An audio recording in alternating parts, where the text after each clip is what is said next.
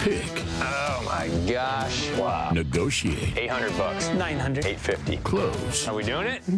It's a deal. All right, score. Flying across the field feeling like that guy did in 1937. They're the masters of the art of picking.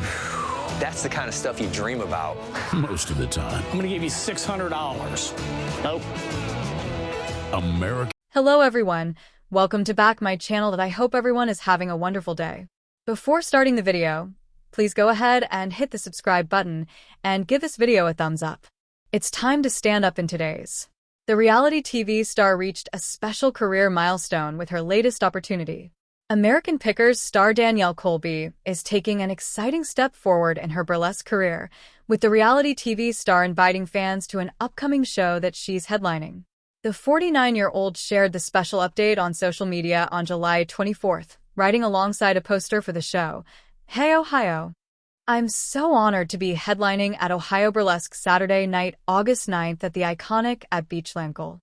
She revealed more details about the venue, saying, "We were so excited to shoot an episode of American Pickers there some years back with at Bellacinkle, and we had a blast. They have a nice big stage and such a cool little vintage store downstairs, too." Undefined.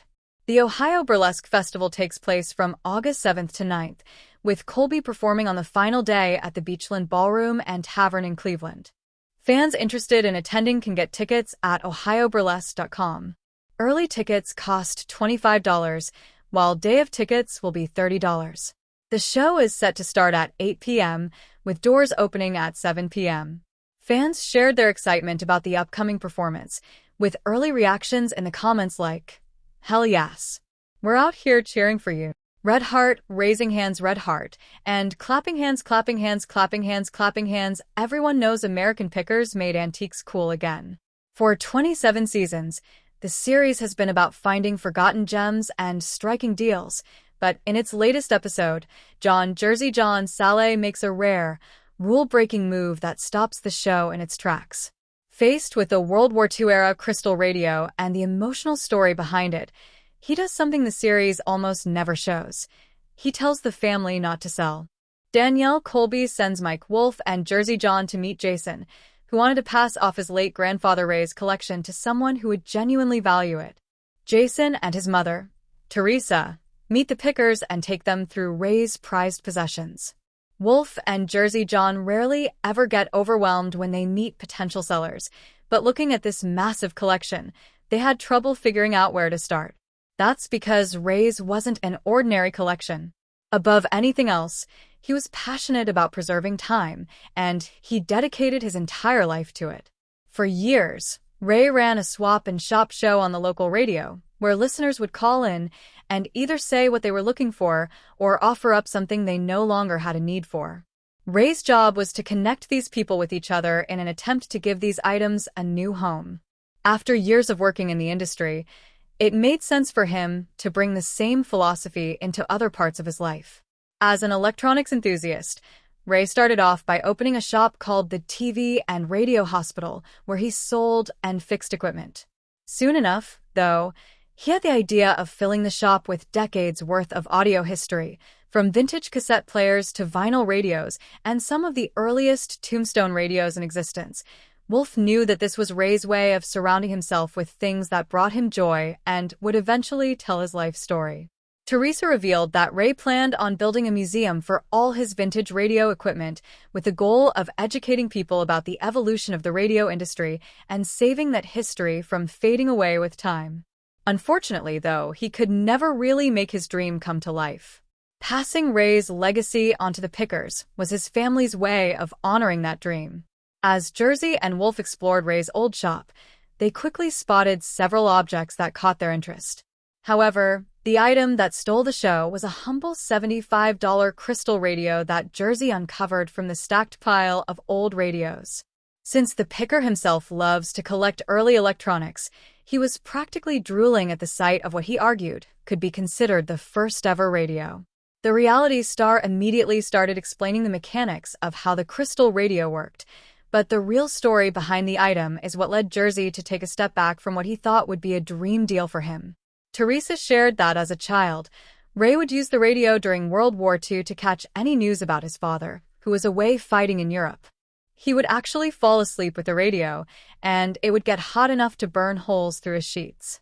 All of a sudden, this simple radio reflected an entire generation's hopes and fears in a time of war. After listening to the story, Jersey told the family not to sell the radio to him or anyone else because it represented Ray's history and the life he had lived. Given that, there was no way the picker would take that piece of Ray away from his loved ones. The same went for a breadboard radio that Jason, Ray's grandson, had picked out with him years ago. Jason didn't want to part with it because of the memories attached to it, and Jersey didn't push for a sale because he immediately understood. It's a rare end. In American Pickers Season 27, Episode 3, Mike Wolfe uncovers a late collector's emotional treasure trove, proving some picks are priceless. Mike and his picking partner, Jersey John Saleh, explore a collection left by Ron, a beloved 60s and 70s local radio DJ, uncovering not just vintage music gear but deeply personal items that tell Ron's story. Rather than making profit the priority, Mike makes a decision that reminds American Pickers fans why they continue to tune into the History Channel show with a heart. Danielle Colby sends Wolfe and Saleh to visit Chase, whose late father, Ron, has left behind a collection like no other. Chase and his mom take the pickers inside a container full of Ron's old possessions, and Wolfe immediately starts eyeing things that he wants to get his hands on. But when Chase and his mom start telling Ron's life story, Wolfe can tell that it's hard for them to part with his prized possessions. Instead of rushing into a deal, the picker really took the time to learn who Ron was and where he came from. The episode takes the audience and the pickers through Ron's life as a radio DJ in the 60s and 70s. The late collector was part of an era where local radio played a huge role in shaping the music scene, and his memorabilia are proof of that. From cathedral radios to musical instruments and vintage advertising signs, Ron's collection was in pristine. Ron's widow went on to explain that the late collector hadn't grown up with much, which is why it was important for him to fill his space with the things he loved. Maybe Ron always intended for someone to find these items and know that they meant something to someone. While sifting through the collection, Wolfe found that Ron had left notes on everything to describe what it was and explain how it worked. This instantly helped the picker understand who the collector really was as a person. One of the most fascinating items in the collection was a coin-operated horse with the original saddle that Chase and his children had grown up riding. Like a lot of other pieces in the container, this was a generational artifact that Ron had meant for his family to remember and enjoy for many years to come. In the past, Wolfe quickly sealed deals on nostalgic, mid-century items like pinball machines and vintage vending machines, his typical picks with strong resale value. Over the seasons, he's proven skilled at spotting hidden stories in seemingly ordinary objects, such as Civil War currency and a 1880s high-wheeler bicycle, combining history with profit. Considering all this, it was surprising when Wolfe's eyes landed on an item that would never actually be worth much in the market, given that it was a child-sized mannequin with missing arms. At first amused, Wolfe soon realized the doll wore Chase's old clothes and boots, which was a heartfelt tribute from a father preserving his son's childhood, priceless beyond value. While collectors often get reduced to hoarders or antique hunters, this heartfelt moment showed why Ron had such a massive collection. It was his way of holding on to his invaluable memories, and who better to appreciate that than Wolfe? The picker bought the mannequin not because it was rare or worth a lot of money, but because he was moved by the story behind it. This purchase might not make for a great resale, but it was Wolfe's way of adding yet another piece of someone's history and heart to his collection. It goes to show that to the experienced picker, the sellers he meets are just as important to his process as the items themselves. American Pickers Season 27 kicked off July 2nd, setting a strong tone for the rest of the season. The series, which originally followed Mike Wolfe and Frank Fritz as they traveled across the country to find hidden treasures, struggled after Fritz's unfortunate death in 2024. The American Pickers Season 26 premiere saw a sharp decline in ratings, and as the show progressed, the numbers only seemed to decrease. Thankfully, the Season 26 finale gave the fans a glimmer of hope and ended things on a hopeful note after pulling 760,000 viewers.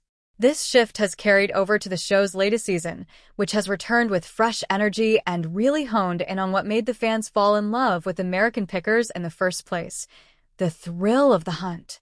The episode began with Danielle Colby telling Wolfe and John Jersey Saleh about an incredible lead she has for them. The minute Wolfe sees the collection, he knows that this is way more than just another business deal. Wolfe and Jersey meet Wally, who's trying to find new owners for his late brother, Ron's massive collection of antiques that reflects decades of history and passion. Wolfe, obviously, instantly finds himself gravitating towards a bunch of items, especially when he sets foot in Ron's bike room. From Cushman scooters to rare motorcycle parts and some of the earliest motorized bicycles, Ron's collection speaks to Wolfe's own expertise.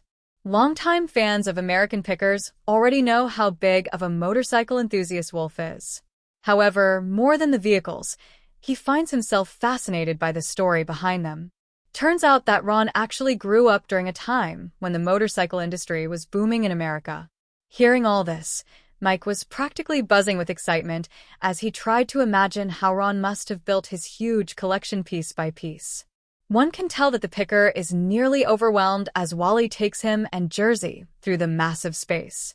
This infectious energy was a throwback to the show's earlier seasons, where Wolfe and Fritz would spend hours sifting through people's yard sales and basements, fueled by their shared passion. Wolfe doesn't see Ron's prized possessions as items to be flipped for profit. If there's anyone who can admire Ron for the dedicated collector that he was, it's Wolfe, and he proves that by not haggling much. The fact that Wolfe is more than willing to pay the asking price for all these bikes, tether cars, and other vintage machines is a reminder of his commitment to honoring the collector's legacy. Passing Ron's treasures onto someone who will treat them with the same love and care is the perfect closure for Wally. The season 27 premiere also goes to show that American Pickers has never been a show centered around buying and selling antiques. There's no denying that shows like Hardcore Pawn or Bargain Hunt have proven that the retail part of it all is also pretty entertaining. However, Wolfe is a different kind of collector. To him, stumbling upon a diamond in the rough is where the real magic happens. American Pickers doesn't rely on the usual reality TV formula of instant gratification. The season 27 premiere, however, strikes the perfect balance while also showing the two very real sides of antique hunting. Ron's collection is curated and organized. Although he takes his sweet time to go through each item with meticulous care and attention to detail, Wolfe immediately knows what he wants to take away from this place. On the other hand, the second location in the episode is a decades-old drive-in theater that's been restored by its new owners, Seth and Tabitha. Now, this is where the hunt kicks in. Seth leads Mike into a storage area that was used as a car museum by the original owner. However, over the